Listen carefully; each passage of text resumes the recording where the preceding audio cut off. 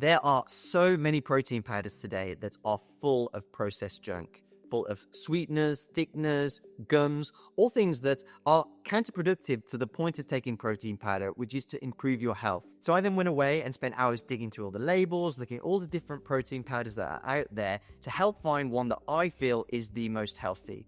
So in this video, I'm going to show you a framework for how you can go about choosing the right protein for you and give you a few examples of some of the ones that I picked that I think are good candidates. So the first of my criteria by which I selected and ranked which protein powders to consider was that they were low in ultra-processed ingredients. We will talk later about protein sources and how to choose which one and which ones are the ones to consider. But when we go for a protein powder, we want it to essentially just be one thing, which is either whey protein or whatever it is. But the closer to one ingredient we can get, the less likely it is to have crap in it that is essentially really going to damage your health in ways that you can't necessarily recognize. My second criteria was that it is not too high in sugar, because this is where it gets nuanced, and actually if you're taking it after exercise and you want to replace your muscle glycogen, then yes, it's fine if it's got a bit of sugar and it probably won't damage you too much. But for me, it's important to have one that I can take as more of a convenience thing to get my protein requirements, as I mentioned in that other video, which is so important. So I want something that is not too high in sugar that I can put in my bag and reliably take without it spiking my insulin and various other things, just to keep all of that as clean as possible. The third criteria was that I wanted to find a powder that is high in an amino acid called leucine. So of the 9 essential amino acids, leucine is the most important initiator of mTOR. So that is the thing that starts muscle protein synthesis. Think of it like the keys to the car engine that gets the car started, and then a lot of things happen downstream of that, but that is the lead domino. Then the fourth thing that I looked at was price. Spoiler alert, the good quality clean proteins are going to be difficult to get for cheap, but there are some caveats to that from ways that you can get a more cheaper version. However, they are expensive if you want to get good quality. And then the final criteria that I looked at is, do they have good world distribution? Is it easy to get online? Can you get it in your country where you're at? So when we're considering a protein powder, one of the important things that you should consider is the source of that protein. Where does it come from? And what I would consider a good source of protein depends really on 3 things. First, that it is a complete protein. That means that it contains all of those 9 essential amino acids that I talked about before.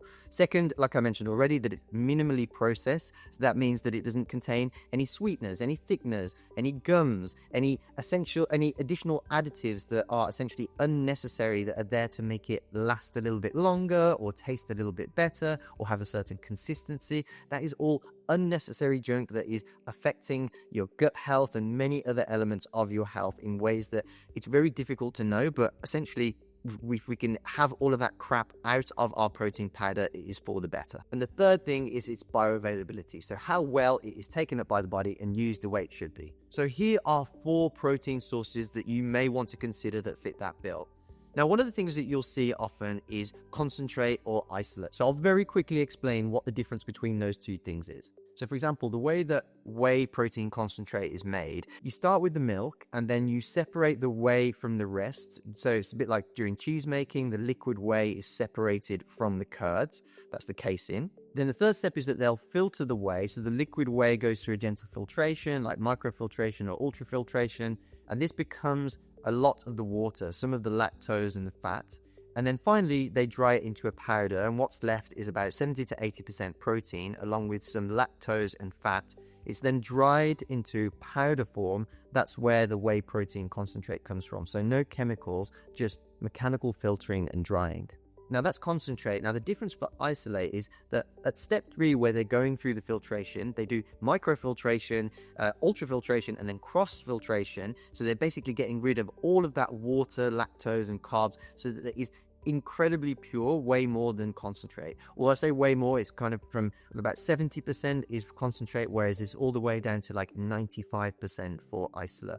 Now the question is isolate more likely to be UPF, ultra processed, than in the concentrate? Well, not necessarily. It is more likely, as in sometimes people are more inclined to use ultra processed ingredients to get through that, to do that process. However, not necessarily. Isolate isn't necessarily ultra processed if it's gone through that level of filtration. But because isolate has had more stuff removed, then it's likely to be a lower calorie protein, which may be a consideration when you are trying to lose weight at the same time as put on muscle mass. And if that is something that you're considering, you might want to check out this video here where I've done a detailed step-by-step for a pretty well proven formula if you need to lose weight and put on muscle mass at the same time. Before we go through some actual examples of ones you might want to consider, the final variable really when choosing a protein powder is whether you want to go to flavored versus unflavored.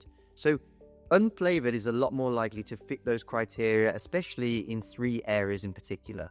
The first one is that unflavored is much less likely to have ultra processed ingredients. So as you go over from unflavored to flavored, as you can imagine, you need to make it taste of something. So they're more likely to add things like sugars and some ultra processed type products that are going to be added to give it that taste. So a good example of this is, say, bulk, for example, which is quite an affordable protein powder when unflavored. It is just the whey concentrate in the unflavored variety. But then when you move over to the flavored variety, it does start to add a few ultra processed type ingredients. So something to be wary of. The second thing that the flavored ones will have is more sugar, even if sometimes it's natural coconut sugar. If, again, having a low sugar protein is important to you, it's something to bear in mind. And actually, when you take a given unflavored one, certain companies, it depends on the flavor. Some will have more sugar than others. Some will have more ultra processed ingredients than others. So be careful when you're going from an unflavored brand that you recognize and that you can trust. Then going over to their flavored variety may kind of negate some of those criteria that we deemed important. Now, the final thing that you can sacrifice or gain, depending on how you look at it, when you go from flavored to unflavored or vice versa, is the taste. Now, for me personally, I don't think taste matters as much as people think. I think even the nicest ones don't particularly taste amazing. And generally, I think the rule should be with all protein powders is that the tastier they are, the more likely they are to have crap in them. But I really so it is something that I just chug and just get down me as quick as possible and just try and get over with and move on. But the unflavored ones actually taste, although they are unflavored, they still taste of something, and they just taste a little bit like weak milk. But that said, I tend to go for the flavored ones purely out of habit, or I'm having them on the go. But unflavored are actually more versatile. You can put them in things like if you're taking electrolytes, or if you're taking something like an athletic greens, you can shove it in there and you don't really notice the difference. And it saves you, like I used to do, of having to chug like 3 different drinks in a day and wanting to bath first thing in the morning. You can save that by combining them with your protein. One thing that I learned the hard way is that if you have a good high quality organic protein powder, it will not last long. When I first found out about this and switched to one, the previous one had lots of ultra processed stuff and kept for a while, and I was actually filming in a fancy house and didn't realize that this thing, I left it overnight mixed, and when I came to drink it, I was by myself in this really like lovely decorated house, had a sip, and it tasted like someone had discarded a sock from hot yoga and marinated it in milk. I was torn between wanting to throw up and not wanting to spit it out all over this fancy furniture, and it was a massive house that took me forever to find a bathroom to go and be able to spit it out in, and literally taught me the lesson in the most important way possible that these really good quality protein powders will not keep. So let's look at some protein powders that you may want to consider trying. So to keep this up to date, what I've done is kept an online list that you can find. So if you look in the description below, there's a link to where you can access that, and I will keep it up to date as more things come in.